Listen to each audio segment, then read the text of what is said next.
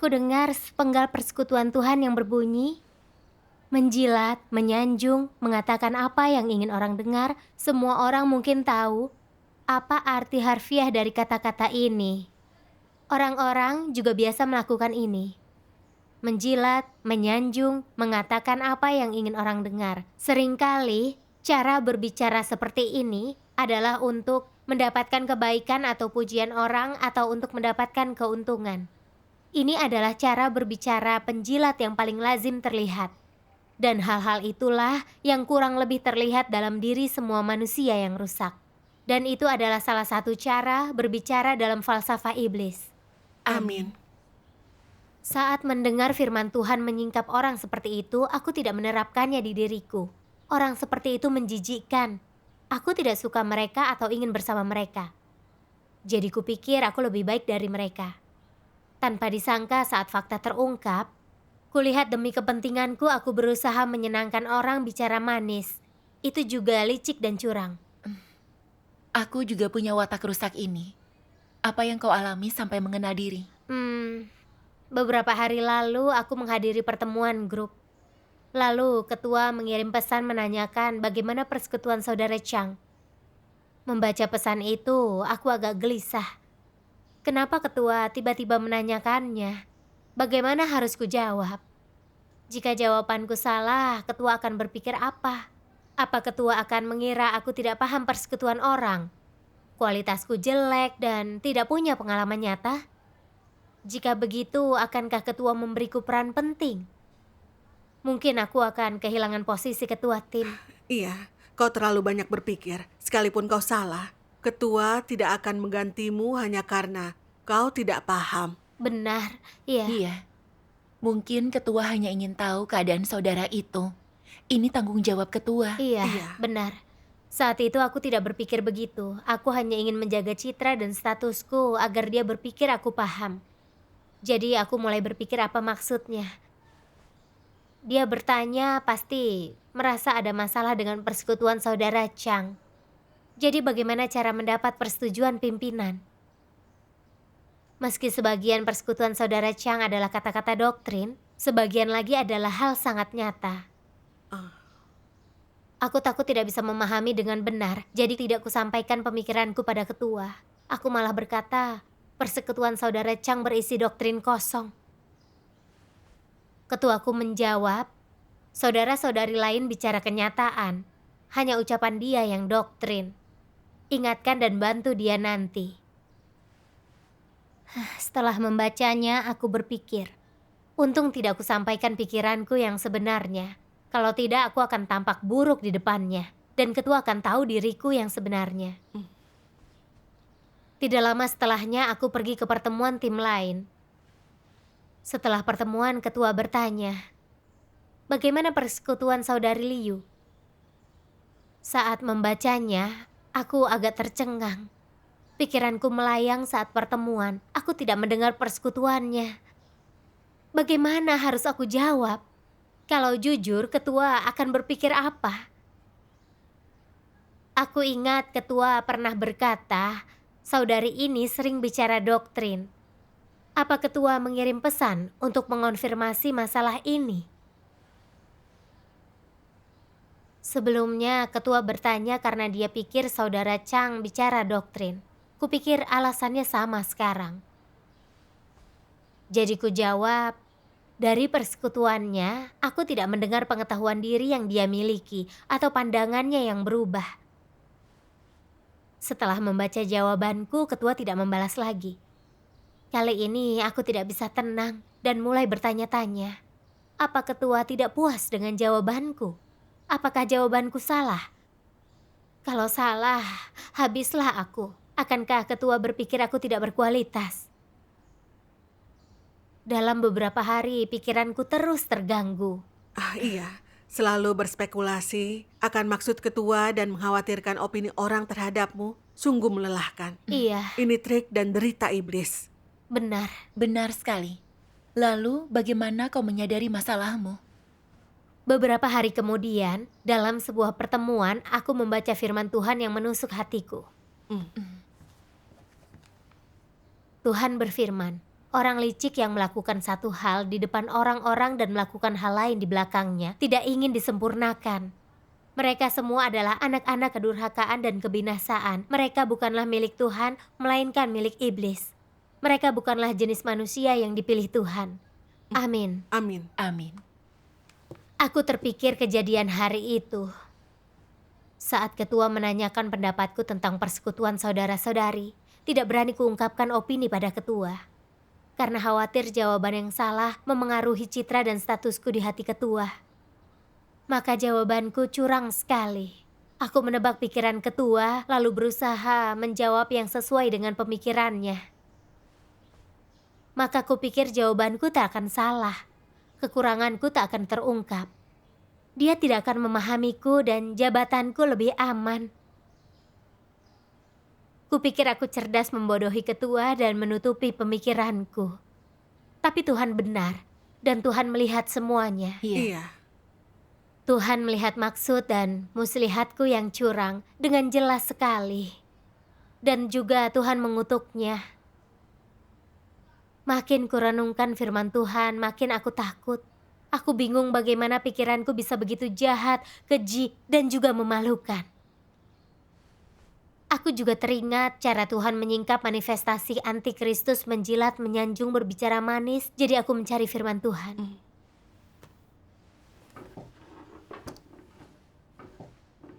Tuhan yang Maha Kuasa berfirman, Antikristus buta terhadap Tuhan, dia tidak memiliki tempat di hati mereka. Ketika mereka bertemu Kristus, mereka memperlakukan dia tidak berbeda dari orang biasa, selalu bertindak dengan mencontoh ekspresi dan nada bicaranya, mengubah nada bicara mereka sesuai dengan situasi, tidak pernah mengatakan apa yang sebenarnya sedang terjadi, tidak pernah mengatakan apapun yang tulus, hanya mengucapkan kata-kata kosong dan doktrin, berusaha untuk menipu dan memperdaya Tuhan yang nyata yang sedang berdiri di hadapan mereka. Mereka tidak memiliki takut akan Tuhan sedikitpun. Mereka sama sekali tak mampu berbicara kepada Tuhan dari hati mereka, tak mampu mengatakan apapun yang sebenarnya. Mereka berbicara seperti ular yang merayap, jalannya berkelok-kelok dan tidak terus terang. Cara dan arah perkataan mereka seperti tanaman anggur yang sedang merambat naik di sebuah tiang. Ketika engkau mengatakan seseorang berkualitas baik dan dapat dipromosikan, mereka segera berbicara tentang betapa baiknya orang ini dan apa yang diwujudkan dan diungkapkan dalam dirinya. Dan jika engkau mengatakan seseorang itu buruk, mereka dengan cepat berbicara tentang betapa buruk dan jahatnya dia, tentang bagaimana dia menyebabkan kekacauan dan gangguan di dalam gereja. Ketika engkau ingin mengetahui kebenaran tentang sesuatu, mereka tidak punya apapun untuk dikatakan.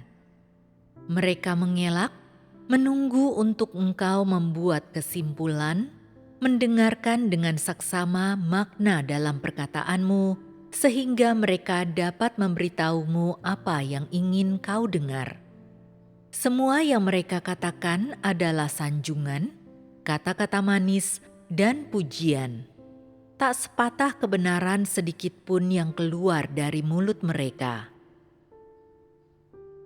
Tuhan mencintai orang yang jujur, tetapi membenci orang yang curang dan licik. Jika engkau bertindak sebagai orang yang curang dan berusaha melakukan tipu muslihat, bukankah Tuhan akan membencimu? Akankah rumah Tuhan membiarkanmu lolos begitu saja? Cepat atau lambat, engkau akan dimintai pertanggungjawaban. Tuhan menyukai orang yang jujur dan tidak menyukai orang yang curang. Semua orang harus memahami hal ini dengan jelas dan berhentilah menjadi bingung dan melakukan hal-hal bodoh.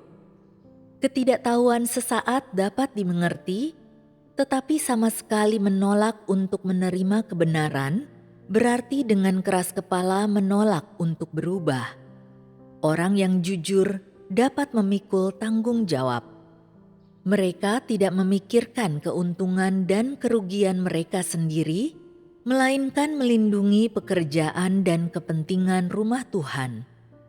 Mereka memiliki hati yang baik dan jujur, seperti sebuah mangkuk berisi air jernih yang dapat orang lihat dasarnya dalam sekilas pandang. Juga ada transparansi dalam tindakan mereka. Orang yang curang selalu melakukan tipu muslihat, selalu menyamarkan segala sesuatu, menyembunyikan, dan mengemas diri mereka dengan begitu rapat, sehingga tak seorang pun mengetahui diri mereka yang sebenarnya.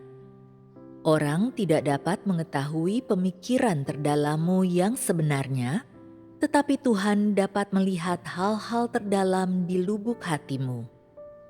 Jika Tuhan melihat bahwa engkau bukan orang yang jujur, bahwa engkau licik, bahwa engkau tidak pernah menerima kebenaran, bahwa engkau selalu berusaha untuk menipunya, dan engkau tidak menyerahkan hatimu kepadanya, maka Tuhan tidak akan mengasihimu, Dia akan membenci dan meninggalkanmu. Semua orang makmur di antara orang-orang tidak percaya, orang-orang yang fasih berbicara dan cerdas, orang macam apakah mereka? Apakah ini jelas bagimu? Apa esensi mereka? Dapat dikatakan bahwa mereka semua luar biasa cerdik, sangat licik dan licin. Mereka adalah benar-benar iblis si setan. Dapatkah Tuhan menyelamatkan orang seperti ini? Tidak ada yang lebih Tuhan benci selain setan-setan ini. Orang-orang yang licik dan curang. Tuhan sama sekali tidak akan menyelamatkan orang-orang seperti itu. Jadi apapun yang engkau lakukan, jangan menjadi orang semacam ini. Mereka yang selalu bersikap waspada dan memikirkan segala segi dalam ucapan mereka, yang melihat ke arah mana angin bertiup dan licik dalam menangani urusan mereka. Kuberitahukan kepadamu, Tuhan paling benci orang-orang seperti itu. Orang-orang seperti ini tidak dapat ditebus. Ketika orang-orang bersikap licik dan curang, sebagus apapun perkataan mereka, tetap saja itu adalah kebohongan yang menipu. Semakin bagus kata-kata mereka, semakin mereka adalah iblis si setan. Oleh karena itu, inilah jenis orang yang paling Tuhan benci. Bagaimana menurutmu? Orang yang licik, pandai berbohong, pintar bicara. Dapatkah mereka menerima pekerjaan Roh Kudus? Dapatkah mereka menerima penerangan dan pencerahan dari Roh Kudus? Sama sekali tidak. Bagaimana sikap Tuhan terhadap orang yang licik dan curang? Dia menolak mereka, Dia mengesampingkan mereka dan tidak memedulikan mereka. Dia menganggap mereka sekelas dengan hewan. Di mata Tuhan, orang-orang seperti itu hanya mengenakan kulit manusia. Pada dasarnya, mereka adalah sejenis iblis si setan. Mereka adalah mayat berjalan, dan Tuhan tidak akan pernah menyelamatkan mereka. Amin. Dari firman Tuhan, aku melihat antikristus punya watak yang jahat. Untuk mencapai tujuan, meski Kristus hadir, mereka menyanjung dan memperhatikan. Dan mereka yakin Kristus tidak melihat muslihat mereka dan bisa menipu Dia. Karenanya mereka berani menipu, memanfaatkan Tuhan, dan menganggapnya seperti manusia. Sikap terhadap Tuhan ini membuat Tuhan muak dan benci. Meski aku tidak berhubungan langsung dengan Kristus, watak yang kutunjukkan seperti antikristus. Ketua menanyakan pendapatku tentang persekutuan saudara-saudariku.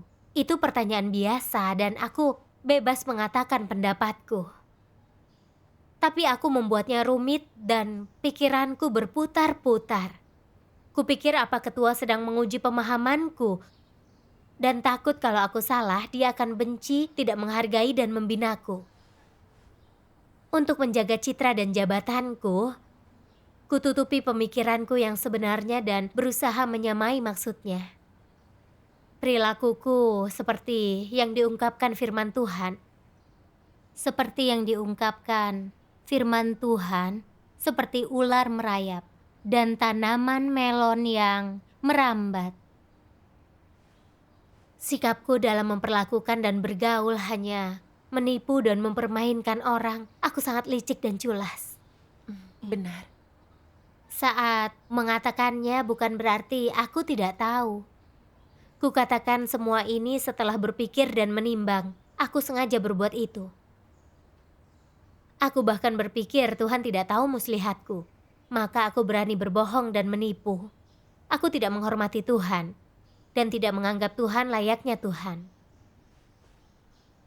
Aku berani berbohong dan menipu orang lain. Jika aku berhubungan dengan Kristus, aku pasti akan menipu, memanfaatkan Tuhan, dan menyinggung wataknya. Firman Tuhan ini tampak padaku. Tuhan memandang orang-orang seperti itu hanya mengenakan kulit manusia. Pada dasarnya mereka iblis si setan, mayat berjalan, dan Tuhan tidak akan menyelamatkannya. Firman ini membuatku tidak berdaya. Tuhan mengungkap naturku dan menggambarkan perbuatanku. Iya. Naturku licik dan jahat. Aku punya muslihat dan motif saat berinteraksi dengan orang untuk menutupi diriku. Saat berinteraksi dengan orang lain, aku mengamati ucapan mereka. Aku memuji-muji para ketua dan pekerja, dan aku berusaha menebak pikiran dan menyamai maksud mereka. Kupikir cara ini pandai sebab tidak akan ada yang bisa memahamiku.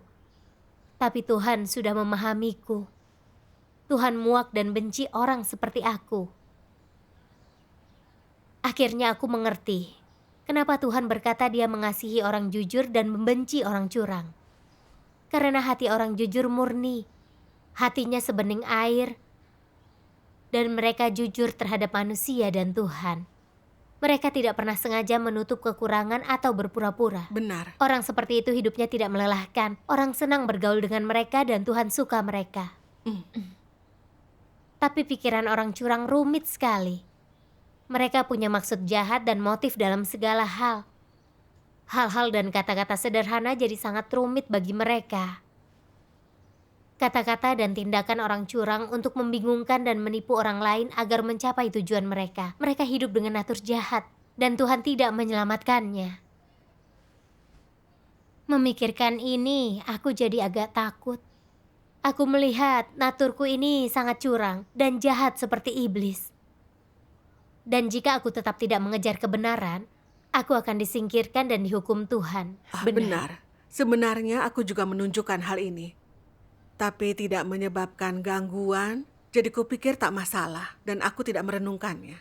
Jika firman Tuhan tak menyingkapnya, aku tidak akan sadar betapa jahatnya watak ini.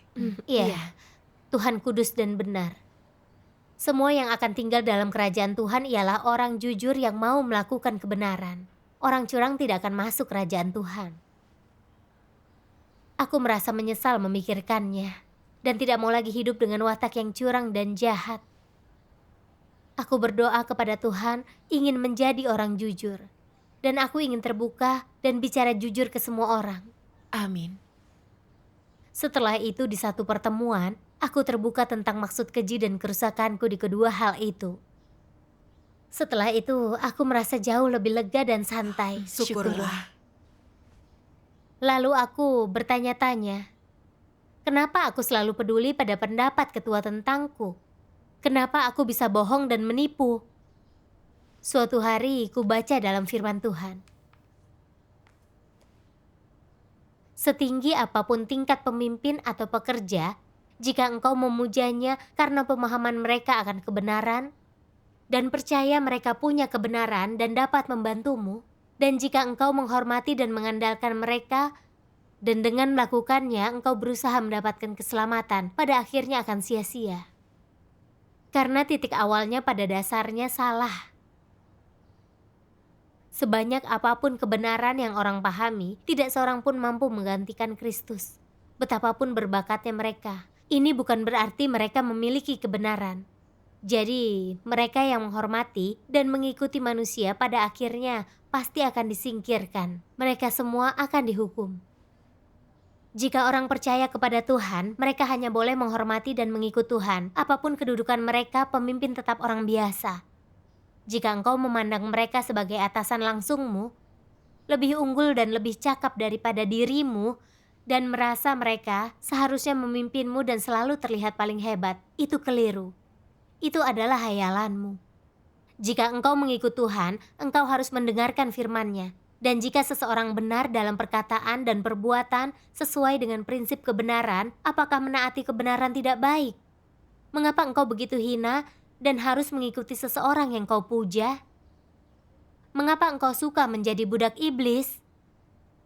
Mengapa tidak menjadi hamba kebenaran saja? Ini memperlihatkan apa seseorang punya nalar dan martabat atau tidak. Engkau harus memulai dengan dirimu. Perlengkapilah dirimu dengan kebenaran. Mampukanlah dirimu mengenali berbagai perwujudan dari berbagai hal dan orang. Ketahuilah natur dari perwujudan berbagai orang dan watak apa yang mereka singkapkan. Belajarlah membedakan esensi tiap jenis orang. Pahamilah dengan jelas orang seperti apa yang ada di sekitarmu.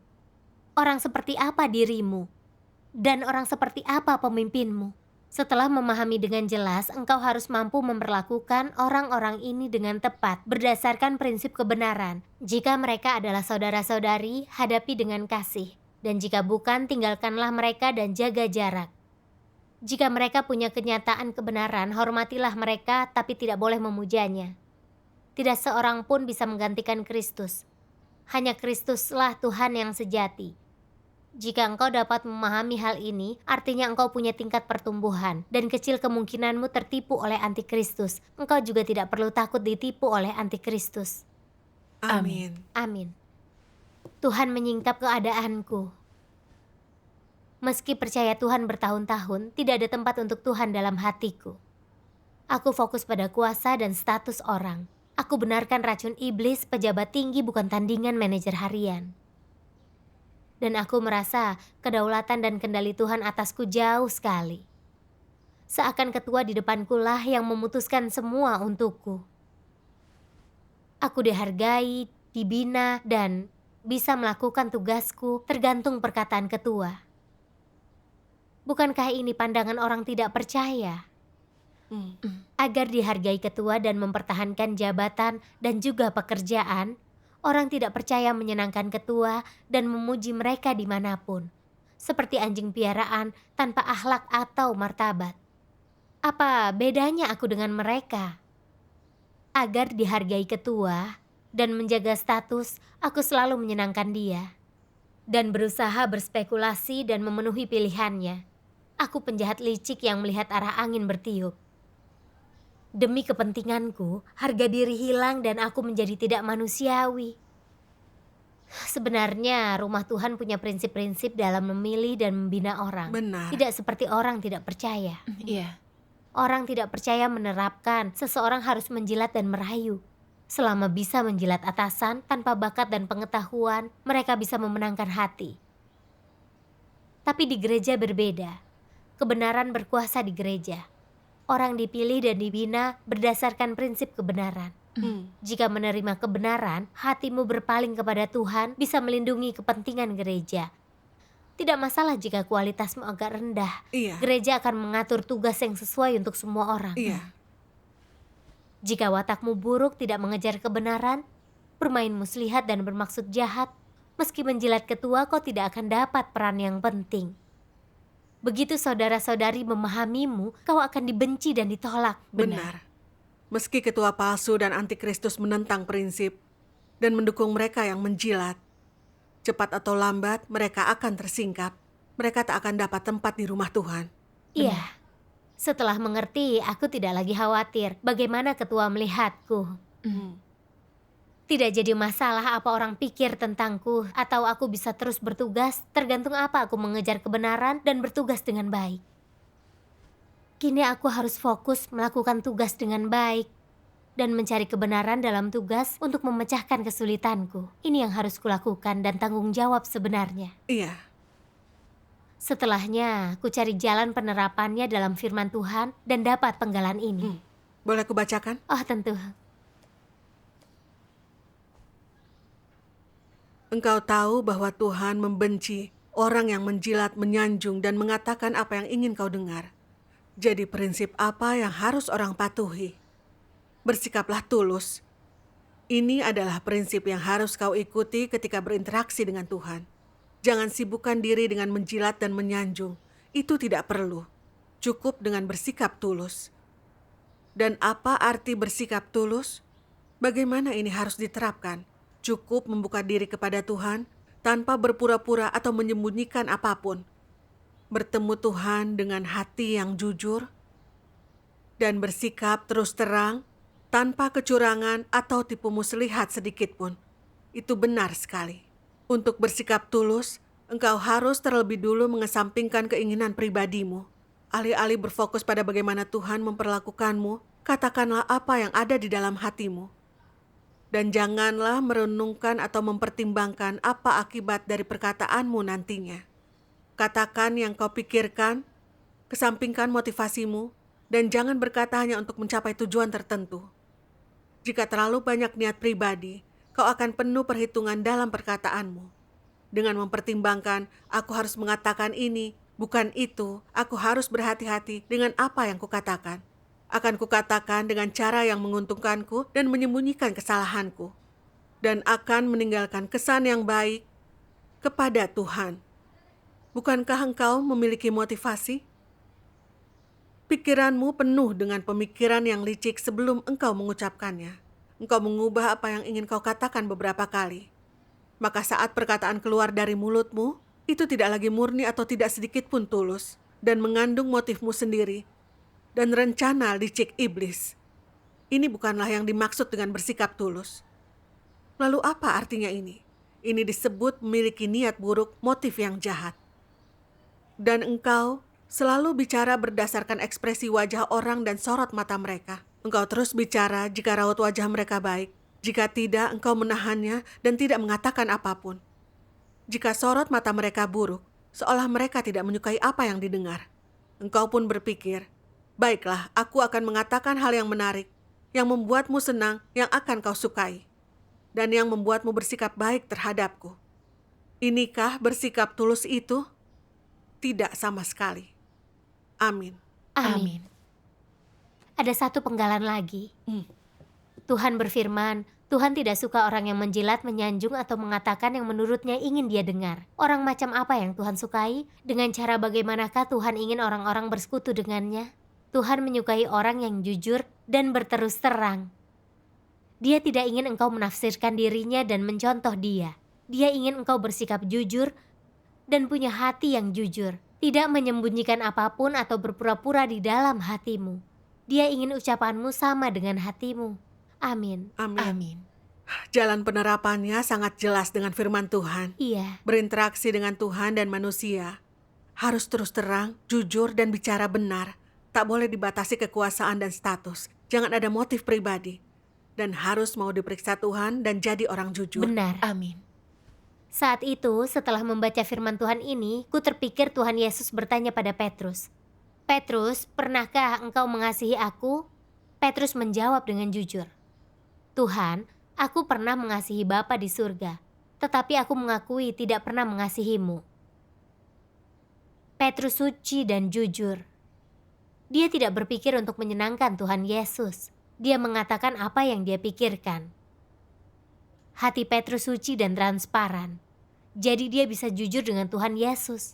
Cara hidup Petrus memuaskan Tuhan dan dia setuju. Setelah mengerti, lebih jelas kulihat jalan penerapannya. Dan aku mulai secara sadar menjadi orang jujur di dalam hidupku. Syukur kepada Tuhan. Suatu hari setelah pertemuan, ketua bertanya kepadaku dan 2 ketua tim tentang evaluasi seorang saudari. Aku gugup saat mendengarnya dan mulai berspekulasi lagi. Ketuaku minta evaluasi. Apa dia pikir saudari ini bermasalah? Dia bertanya kepada kami, apa mau menguji pemahaman kami? Ketua berkata kedua ketua tim ini berkualitas dan ingin membina mereka. Jika pemahamanku tidak sebagus mereka, apakah aku masih dihargai dan dibina? Waktu itu aku tersadar, aku nyaris berspekulasi dan bermuslihat lagi. Aku teringat firman Tuhan. Tuhan tidak suka orang yang menjilat, menyanjung, atau mengatakan yang menurut mereka ingin dia dengar. Jadi orang macam apa yang Tuhan sukai? Dengan cara bagaimanakah Tuhan ingin orang bersekutu dengannya? Tuhan menyukai orang yang jujur dan berterus terang. Dia tidak ingin engkau menafsirkan dirinya dan mencontoh dia. Dia ingin engkau bersikap jujur dan punya hati yang jujur. Tidak menyembunyikan apapun atau berpura-pura di dalam hatimu. Dia ingin ucapanmu sama dengan hatimu. Amin. Tuhan melihat yang kupikir dan kurencanakan. Dan Tuhan mau aku jadi orang jujur dan mengatakan yang kupikirkan. Tanpa pura-pura atau tidak sesuai pemikiranku. Aku harus lakukan sesuai firman Tuhan dan jujur dengan yang lain. Jadi langsung kukatakan pandanganku kepada ketua. Saat aku selesai, aku merasa rileks. Dan merasa menjadi orang jujur membuatku santai, tenang, dan aman. Aku tidak pernah mengalaminya. Aku juga mengalami manisnya berkata benar. Kurasa seperti inilah orang harus bertingkah laku. Syukur kepada Tuhan. Syukur Syukur kepada kepada Tuhan. Tuhan. Dengan menjadi orang jujur, kita mendapat berkat Tuhan. Iya.